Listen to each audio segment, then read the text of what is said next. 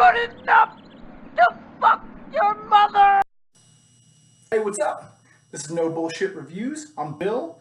How's everybody doing out there? Welcome to the first episode. So the first movie that I'm going to be talking about is Upgrade. So y'all haven't heard about this, haven't seen it, you need to get out there and check it out. Blumhouse film, directed by Lee Wannell, starring Logan Marshall Green. This was awesome. Currently rating a higher Rotten Tomatoes rating than Solo, which is something else we're going to talk about in a minute. But this was a low-budget sci-fi revenge comedy with some ultra-violence to it that was awesome. Great story with some RoboCop meets the Matrix type stuff, with a little bit of psychological thriller sprinkled in there. Really, really great movie. Definitely get out there and check it out. This is not one you want to miss. This has all the makings of, in my opinion, what a cult classic should be. What'll fuck this one up real bad is if they try and make a sequel, which they leave it open for that, but it needs to just stop. Don't Boondock Saints this fucking thing and ruin it, because that happens way too often. They try to force a sequel on something that was great, and it tarnishes how good the first one was, and then you end up with what could have been a great movie and a great classic if it had just been left to its own. And then they try to, they turn on the money machine and they churn out a couple of bullshit straight-to-video fucking sequels that suck. And everybody out there that thinks those Boondock Saints sequels are awesome, they suck and you suck, because those movies are dog shit. The first one was awesome. It was a cult classic, and it should have been left at that.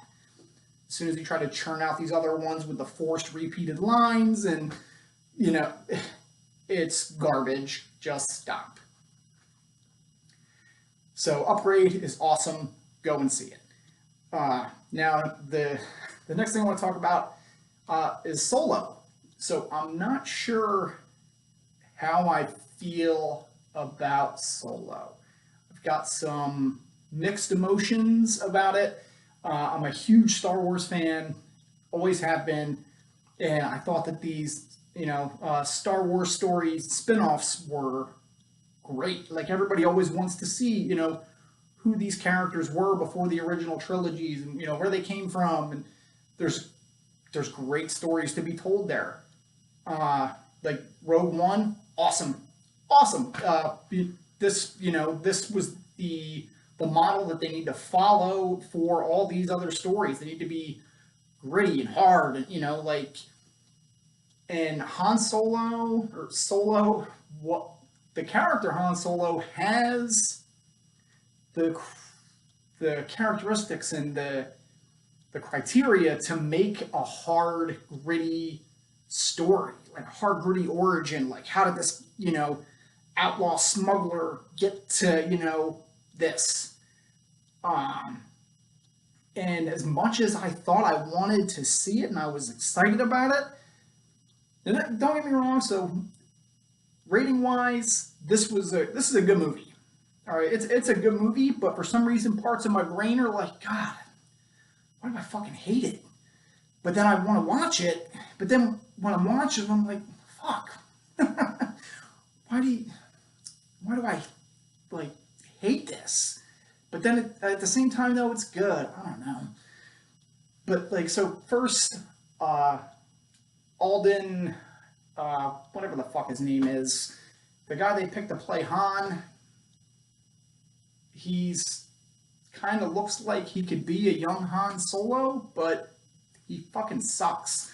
When I look at him, I'm like, yeah, you got the hair, but you don't, his voice, he just doesn't scream Han Solo to me. And I, when they lost the other guys that were directing it, I knew, I wrote an article about it, a blog, or whatever you want to call it, on the Facebook page. If you want to go back and read that, No Bullshit Reviews on Facebook. I knew that there was as soon as there was bumps in the road, that Disney was going to dump these fucking guys in a second, and there was a big name in the fucking wings waiting to come and scoop this thing up and take over. And I was right. Within like a week of them being off the picture, here comes fucking the golden boy Ron Howard to rescue this fucking thing. And it's like, awesome. Like, Han Solo, like these movies need it, especially if you're going to bring in Ron Howard, it needs the backbone of Apollo 13. That's what you're expecting. And then you get, spoiler alert, this forced obligatory fucking lightsaber bullshit. You know, yeah, you could have showed these, you know, some of this stuff and not had it be so much fucking fan service, which is what this whole movie was fan service. And awesome. I love fan service. It makes great movies, and you get to see the shit that everybody always wants to see. You know, but some of it is like, why the fuck did you do that? When you put that in the fucking, and you put it at the end, and it really was like, you motherfuckers, why would you put that shit in there? Holy fuck. When you see the movie, you'll think the same thing. Why? Why would you do that? But then, okay, compliment sandwich. So, there was a lot of things that I liked about it, though. Woody Harrelson. Beckett is awesome. Beckett was and the way that Woody Harrelson plays him is the perfect protege character for Han Solo to look at as a father figure for this story. And they needed, like, he was awesome. And the edge and the grittiness of that character was something that the whole movie needed. And there was way too much positivity from Han throughout the whole movie. Like, I got a good feeling about this, and, you know, like, he's too fucking happy about everything. This is a guy who just had to leave his fucking, you know, what you gather from the movie is his fucking soulmate on this desolate shithole fucking slave world to join the fucking Empire, and now he's gonna become an outlaw, and he's way too happy about all of it. Way too happy about all of it. But Beckett is awesome, and I feel like, especially with the crew that he joins up with in this movie, he needs to be harder and darker. You know, like, there's too much, it's too childish. But the whole origin of him and Chewie's relationship was awesome. And that definitely was something that everybody's always wanted to see. I was excited to see it. And those two, as much as I hated the guy that played Han, the way that he played off of Chewbacca was very believable. Like, it really made me, you know, you could really feel the connection between these two characters, where there's a bond that's built there, and, you know, these two are going to be together for the long haul. Like, it's almost like, you know, they owe each other their lives at one point or another. You know, like you see in the trailer where he's like, Chewie, when he pulls him back onto the fucking thing. You know, there's a few of those moments throughout the movie where they establish that bond, and it's very believable between these two characters, except for him speaking Wookiee thing. But I guess, you know, you had to be able to, you know, you had to establish that he can understand Chewie, or the whole fucking thing doesn't work. But, so the villain was good.